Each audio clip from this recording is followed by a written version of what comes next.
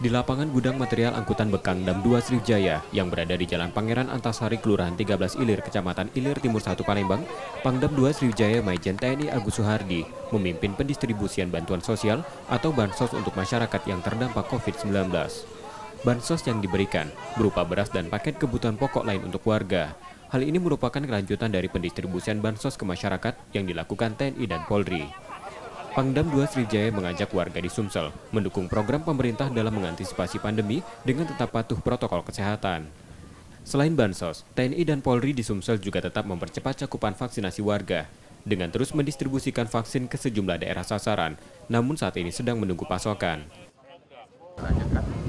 Ini program ini kan berkelanjutan, Pak. Jadi apabila mungkin pemerintah sudah mendapatkan lagi kiriman vaksinnya, kita akan segera distribusikan dengan harapan minimal masyarakat ada kekebalan lah dengan situasi ini. Kemudian kami dengan Polda kan ada vaksin langsung kita distribusikan. Apalagi situasi sekarang ini pemerintah membuat suatu ketentuan, mereka terbang, mereka kemana-mana kan harus ada bukti vaksin.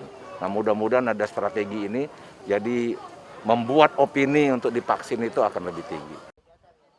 Bantuan dari pemerintah pada masyarakat diharapkan dapat membantu keluar dari kesulitan warga akibat pandemi.